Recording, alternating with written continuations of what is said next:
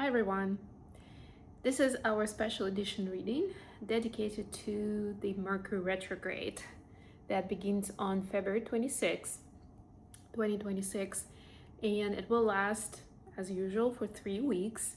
We are already in the shadow period of it, and the shadow period is essentially a month before and a month after the actual retrograde.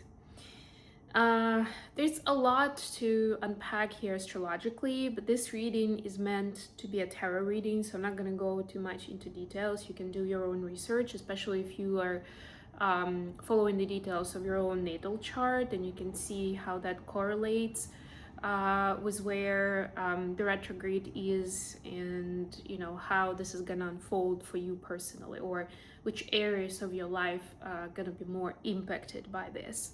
And let's be honest, some of us are gonna get impacted more than others. I'll just leave it at that. But what we all know about Mercury retrograde, or what people usually stress about, is, sorry, I just wanna do a little bit of better job with this camera. What people usually stress about is the fact that it messes up our communication, can mess up travel, technology, because the Mercury energy is connected to communication and transformation. I wanted to say no, but like transferring something from one place to another, and that includes technology, because it helps us transfer information, do the communication and all of the above. Another area of it is that people are usually not recommended to make any big purchases or sign serious contracts. I wouldn't say never ever do that, especially because sometimes it's just not an option. The same with travel, right? Like, avoid any kind of major travel, but sometimes it's not an option. I'm doing some travel during this time and after, when there's gonna be still shadow period, and I'm not gonna change my plans. My plans are much bigger than Mercury retrograde, right? But what it means is, like, exercise caution, maybe take it a little bit slower, maybe choose an option that's a little more of a safety net, right? Or have that backup plan, or at least prepare yourself that whatever happens, you'll find your way out of it, or you'll solve it, or you'll make the most of it. If you're signing an important contract or making a big buy, just make sure that you've done your research, that you read the small print, those kind of things, or at least that there is some kind of caveat to get out of it, right? There is an option to cancel the contract, or there's an option to return whatever you're buying, these kind of things. So what I want to do today is a reading dedicated to this Mercury retrograde. It's not going to be based on a zodiac sign. It's just going to be a collective reading. I think for this event, this type of format works the best. I will start with an oracle message. This will be one message for everyone. This is like a theme, essentially, or really a message, right? That's what we get with oracle here. It's like a headline, essentially, for this Mercury retrograde. And then we'll go with the 3 questions with tarot. The first question is going to be, what opportunities does this Mercury retrograde create for us? This specific one. Because, those of you who have been with me and my channel for a while, that I always like to point out that, yes, when the planet is in retrograde, it is more about introspection, reflection, rather than going out there, right? So it's like, rather than focusing on communicating out, this is like going inside and seeing, like, what are my communication patterns? What am I actually telling to the world? What are my love languages, right? What does connection with another human being look like for me? Like, exploring those topics. Is there any pain there or gap, right? Maybe I can do some more research on that, take time to heal. Yeah, so there's definitely a lot of opportunities here. Then we will go, the second question is going to be, what is the challenge during this time?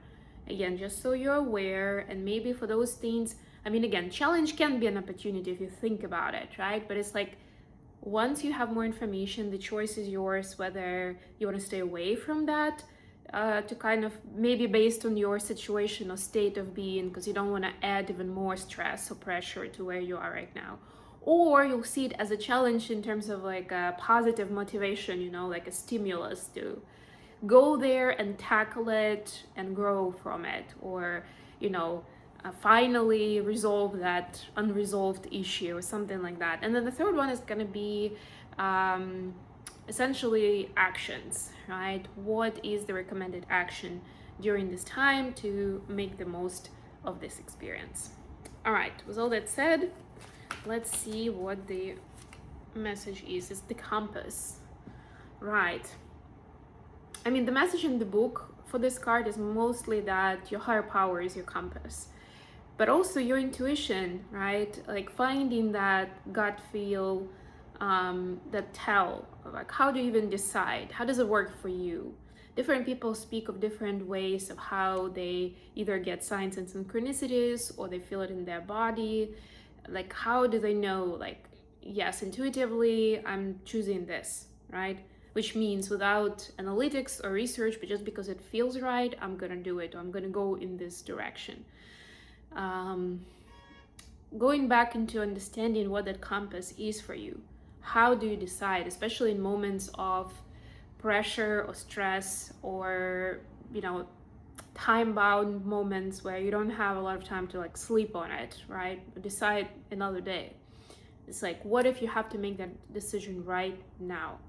How will you turn on that intuitive guidance to help you navigate the situation? All right, let's go with tarot. I'm gonna use the After Tarot deck today. Hope you enjoy my background to the current place of stay. I realized you're seeing a little bit of kitchen. I didn't really anticipate that, but that's okay. That's life, you know. On the other hand, this thing behind me, if anyone's wondering, it's a hammock. Yes, answering the question.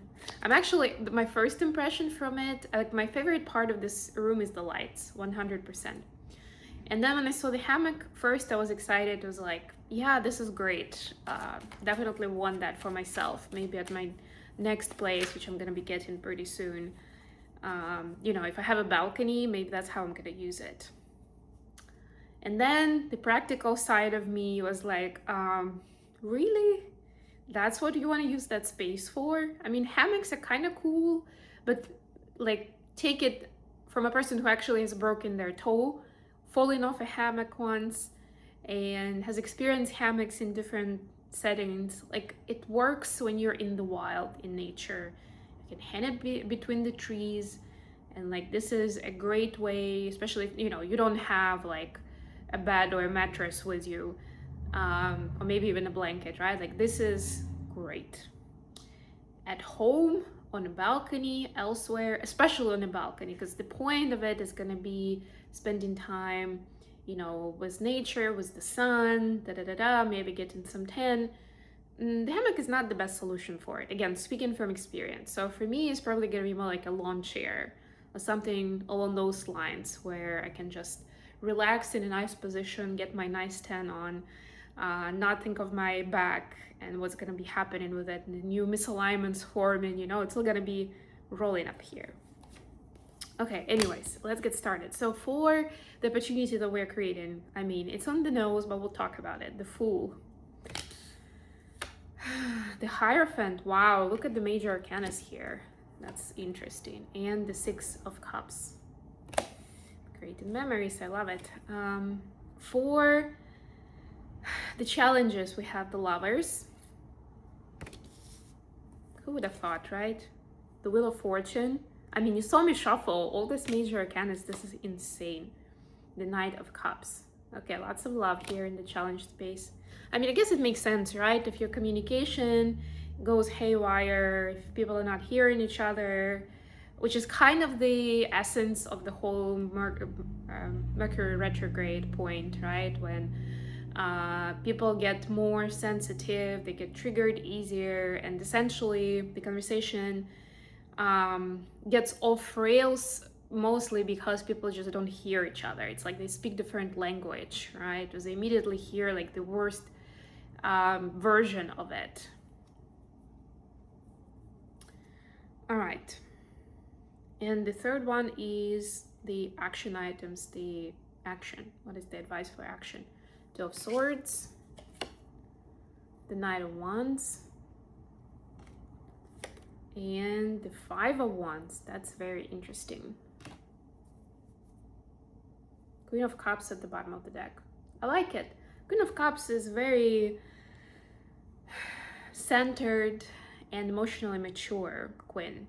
You know, it's like, yeah, I don't need to create drama in my life. I've seen it all. It's almost like, I mean, in this, sometimes we can see the cup cover, this, which is more kind of like closed off. This one is actually holding a fish, either that she got it from the cup or put it in the cup, but there is like that playful dynamic, right? Like, ooh, yeah, I mean, I can explore what's going on around me. I can explore my feelings and emotions too, but it doesn't mean I have to act on them, right? Or it doesn't even mean I have to share all my stories with everyone else, right? This is my playground. I can do whatever I want on my own time. Okay, so the opportunities, beautiful cards. I mean, this is so lovely. The Fool, the Hierophant, the Six of Cups. Essentially, this time is helping us understand how anything is possible in this world, right? There are some societal rules, there are some laws, right? There are some principles that people live by, but nobody's saying that you have to oblige all of them, right? Or at least the ones that you've heard of, because that's another insight maybe for some people here, that you know, we're all surrounded by certain rules, certain beliefs, certain cultural traditions and norms, right? And certain expectations from that society towards us. But it doesn't mean that that's the only way to go, even society-wise, even in that particular culture, that particular society that you're part of. There is a set of rules that you've encountered in your life, the way you were brought up and what you saw from your education, from your workplace, from other people in your life. But it doesn't mean that that's the only way, right? So there is an opportunity to expand on how that belief system and that life order could be, what it would look like, right? Explore other possibilities, and up to you which area of your life does it refer to. It can be love and relationships, it can be finances, it can be following your passion and life mission and purpose, it could be about hobbies and exploring the world, like anything, whatever comes to mind when I'm talking about this. Give yourself that freedom to reinvent, to reset, to restructure, and start from clean slate. Create great memories with it, right? So it's not just like a boring time when you're reading books and like not going out there because you're afraid that you're gonna mess up relationship with someone else, right? So it's like, okay, I'm gonna do my homework during this time, or I'm gonna hibernate. It's like, no, have fun with it. Even if that's what it looks like for you, if that's a conscious decision, I don't know. There's still a lot that you can do. I mean, do your research on that topic, right? Especially if you're used to spending a lot of your time with other people somewhere out and about, you're a socialite, you're an extrovert, and suddenly it's a switch of a pace and switch of the scenery, and for one or another reason you find yourself a lot less among people, you know, do your research on that. How do those people have fun? How do they enjoy their time, their day, time with family, and you know, what's that about? You'll be surprised. All right, for the challenges, we have the Lovers, the Wheel of Fortune, and the Knight of Cups. Yeah, so again, I love the cards with the major arcanas. It means that some lessons in love are coming up. It is gonna be most likely about love expression, which is the quintessential part of the Mercury retrograde. I've already spoken about love languages. I've done videos on it, podcast. You can research it by yourself. I think there's a link into the playlist to my podcast in the description box, so you can find that specific episode by searching for it. But what I will say is, it's not just about giving love, it's about receiving love as well, right? It's looking at or revisiting how you see that in life. And again, there will be some surprises, there will be some triggers, right? If the other person doesn't do what you expect them, what would that reaction be like, right? Or if you are doing something special, going out of your way to impress or even just to show how much you care and admire the other person, and then suddenly the response is completely opposite, right? Ooh, take that. But with the Wheel of Fortune, it's all done to expand your vision, right? To give you more ingredients to work with, if you will, right? So that's how you're supposed to take it. But that's the challenge, because when our feelings and emotions are involved, when we feel very much, vulnerable, and we approach it with an open heart, and the reaction is not what we expect, or the outcome, right? It can be pretty painful. Which brings us to the final set of cards, the actions. Two of Swords, Knight of Wands, and the Five of Wands. So there will be some challenges internally and externally during this time, right? But you're supposed, I like that, to me, this Knight of Wands actually kind of like jumping over all these different swords, wands, and alike, right? It's like follow your own passion. It's easier said than done. Don't overthink. Don't pay attention to what other people are, saying to you directly or behind your back. But essentially, be nonchalant and just minding your business, or even minding your business in their faces, is gonna be the name of the game. It's like the more you feel insecure, or the more you hear something from other people, the more like you're guided to go even deeper into what you are passionate about, what's important to you, what makes your life enjoyable and fun and exhilarating and exciting, right? And do more of that. The more pressure you feel to succumb to a certain agreement or norm or rule that is an artificial one, right? There are rules that are built out of respect, and there are rules that are built just because, right? Or expectations that people have without formal rules, but just because that's their belief system, right? You don't need to subscribe to that, right? You have yours, build your boundaries, stay authentic and true to self, go for it full speed. Okay, I'm gonna leave it here. Thank you so much for joining me today, guys. This was your Mercury retrograde reading. If you enjoyed, don't forget to like the video. If you're new, please subscribe. And until next time, bye.